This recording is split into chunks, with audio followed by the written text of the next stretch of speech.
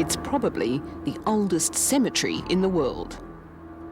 5,000 years ago, Saqqara was the last resting place for the dead pharaohs from nearby Memphis, the capital of ancient Egypt. Biggest of all their tombs, the Step Pyramid, the oldest stone structure in the world.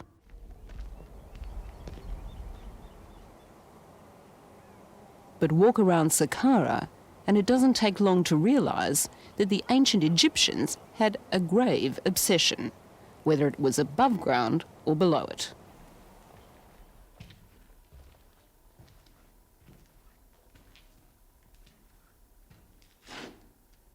There seems to be no limit to the lengths people of Pharonic times would go to for the sake of the afterlife. This giant tomb contains the coffins not of people but of animals. On either side of this main chamber, a series of caverns, each one dedicated to a sacred bull. In each cavern, a 70-ton granite coffin.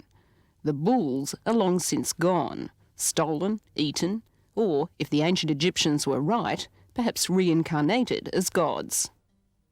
Only their coffins remain, far too heavy, it seems, for even the most determined grave robbers.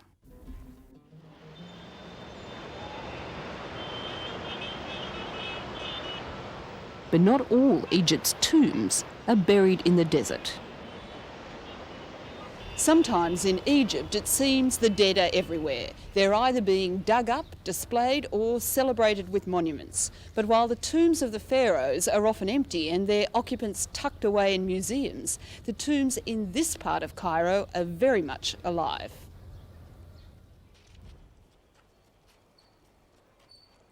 This is Imam ash-Shafii, not one of Cairo's most exclusive suburbs, but certainly one of its most spacious. For centuries, Imam ash-Shafii's been a cemetery, a whole suburb of family tombs. But as Cairo's grown more and more crowded, the living have begun to outnumber the dead. Knock on any tomb, and the chances are, these days, you'll get an answer. This tomb is the home of Ahmed Atiyah. In the front room is one of the original inhabitants. Ahmed says it's his great-great-great-grandfather.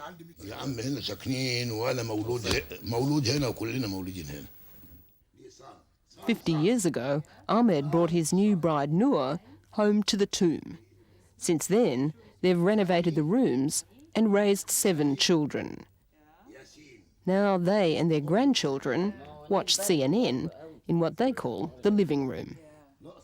من سن 14 سنة خدت على كده وأحسن بقى ما اسكن مع ناس ويتكلموا ويتخانقوا يعملوا لا الناس نايمة وحمد ربنا فلا كان ولا مانا ولا جيران ولا حد ولا خدت على كده بقى.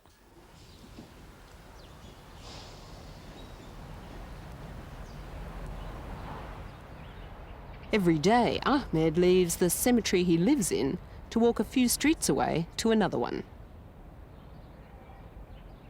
This one's far grander and more deserted.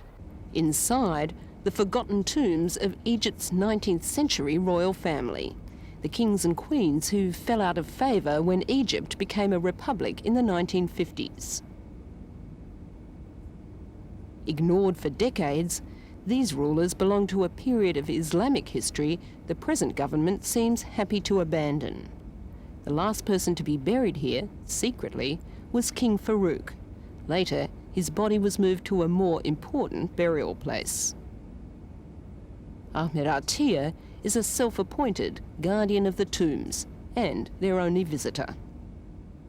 ثورة قامت وانت عارف الثورة لما بتقوم بتعمل ايه بتاخد كل الاملاك تبقى واضحه تحت يدها تدي من يعني زي انت لما تحب تصلح مدفنك دلوقتي على حسابك الخاص بتصلحه اوام لكن لما تكتب للوقف بياخد روتين ومش روتين وكلام من ده زي ما انت عارف ويجي مهندس عاين ويجي هذا والمهندس عاوز ياكل النص وده كلها من ده انت عارف انت لامس الموضوع ده سيادتك 7-2. Political change may have wiped out the royal fortune, but for Ahmed and Noor and for crowded Cairo, there's still the wealth of the past, even if it has to be shared between the living and the dead. لا ده هنا الحمد لله جود ليش؟ كده جود.